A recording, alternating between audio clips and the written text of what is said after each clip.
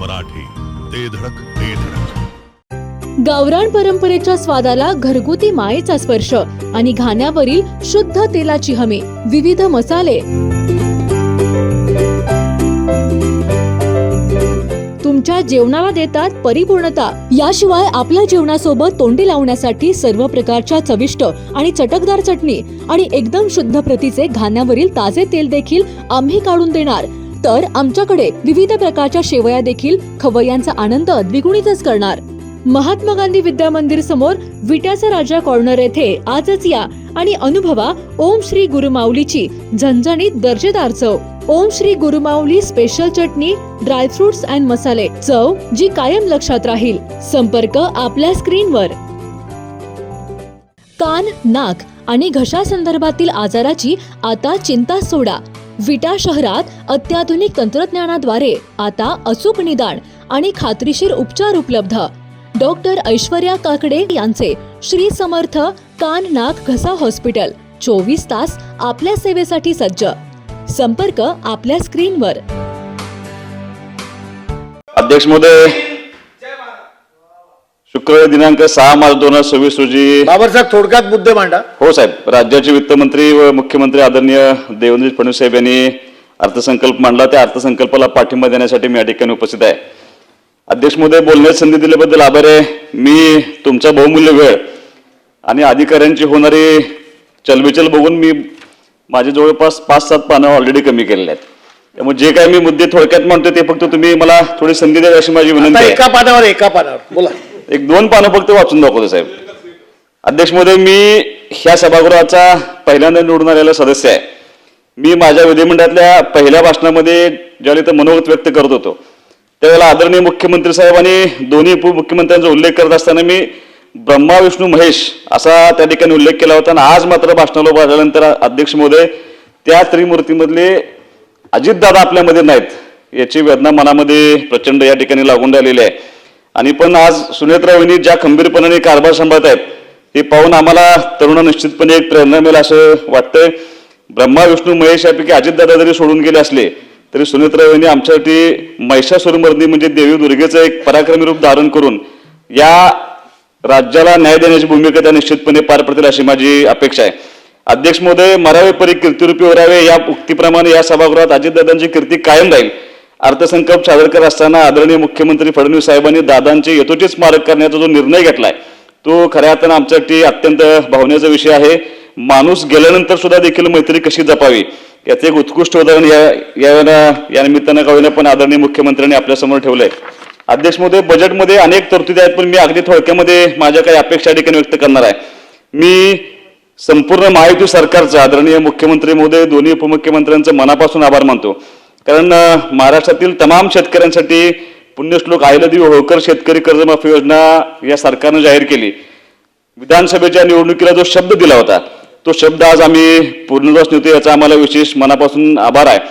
30 September 2025 पर्यंत थकीत पीक कर्ज असलेल्या शेतकऱ्यांना 2 लाखापर्यंत कर्जमाफी तसेच नियमित कर्ज परतफेड करणाऱ्या शेतकऱ्यांना 50,000 रुपये जाणून देण्याचा निर्णय आपण घेतला होता. फक्त एक विनंती तुमच्या माध्यमातून मला सरकारला करायचं आहे, जे नियमित कर्जफेड करतात त्या शेतकऱ्यांचे अन्याय होऊ नये, त्यांना थोडासा न्याय मिळाला पाहिजे. यातून त्यांचं अनुदान 1 लाख रुपये करता येते का अशी अपेक्षा मी या निमित्तानं तुमच्याकडे करणार आहे.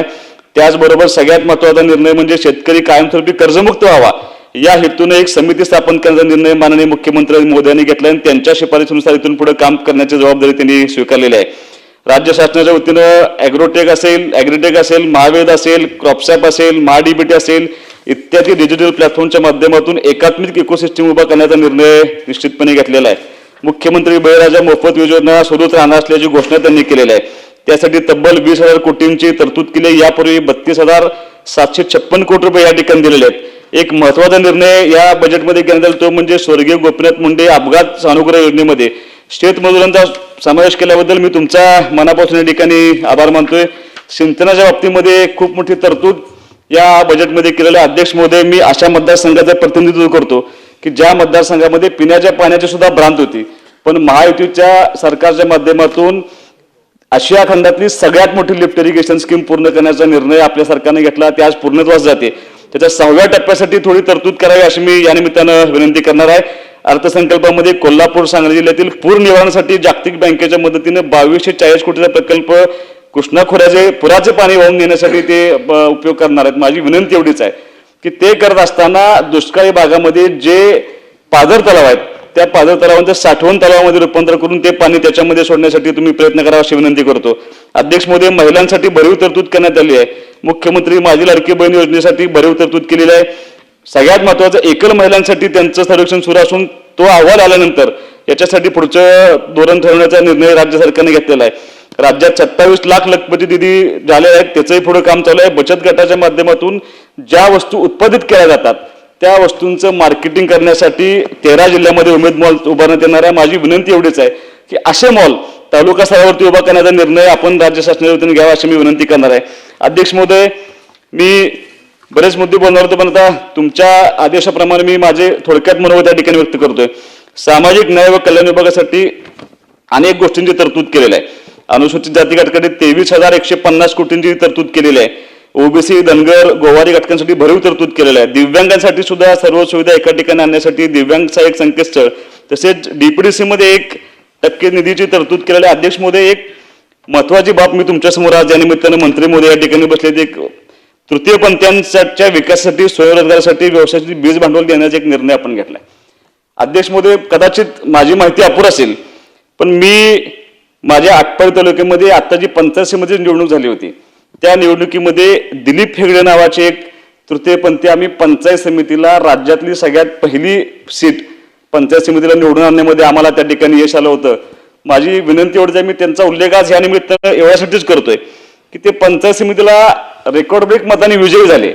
मला असं वाटतं की बुरसटलेला विचारसरणीला थोडं बाजूला सारून आपण त्यांना एक संधी दिली. ते एका आवळाई गावचे सरपंच होते आणि पंचायत समितीला आपल्याकडून निवडून आले. पण मंत्री महोदय, एक विनंती माझी अशी आहे की ते 10 दिवसातच त्यांचं दुर्दैवानं हृदयविकार झटक्यानं त्यांचं दुःखद निधन झालं.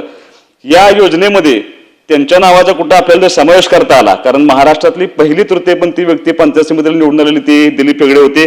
त्यांचा समावेश या निमित्तानं कुठेतरी करावा अशी माझी तुम्हाला विनंती आहे. आरोग्यासाठी भरीव तरतूद केलेली आहे. माझ्या मतदारसंघामध्ये उपजिल्हा रुग्णालयाचा प्रस्ताव आज राज्य शासनाच्या मंजुरीसाठी आहे, ते तुम्ही ताबडतोब मंजूर करा अशी मी एक विनंती तुम्हाला या निमित्तानं करतोय. अध्यक्ष महोदय, 1000 पेक्षा जास्त लोकसंख्या असलेल्या गावांच्या सगळे गावं हे सिमेंट कॉन्क्रीट रोडने जोडण्याचा या ठिकाणी निर्णय घेतलाय. तसेच 500 पेक्षा जास्त लोकसंख्या असलेली गावांचा जोडण्याचा निर्णय घेतलाय. पण त्यात काय अटी आहेत?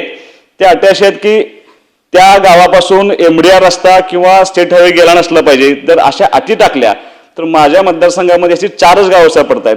माझ्या जिल्ह्यामध्ये जवळपास 750 गावं असतील, त्याच्यामध्ये 40 सुद्धा गावांना ह्या योजनेचा लाभ मिळत नाही. तर ह्या अटी शिथिल करून जास्तीत जास्त या योजनेमध्ये त्या गावांचा लाभ व्हावा अशी मी विनंती करणार आहे. एअरपोर्टसाठी अनेक ह्या राज्यातल्या एअरपोर्टना त्या ठिकाणी सुविधा देण्याचा किंवा नवे एअरपोर्ट घेण्याचं धोरण आपण घेतलंय. माझी आज तुमच्या माध्यमातून राज्य शासनाला विनंती आहे की सांगली जिल्ह्याचा एअरपोर्ट सांगलीमध्ये व्हावं, यासाठी बरेच वर्ष प्रयत्न चालू आहे.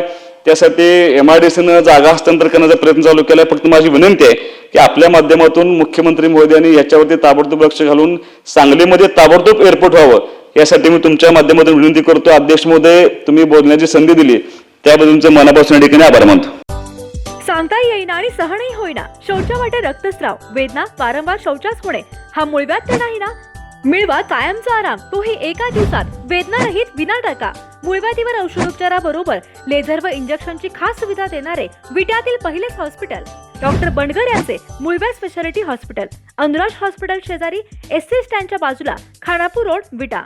जिओ मराठी, ते धडक ते धडक.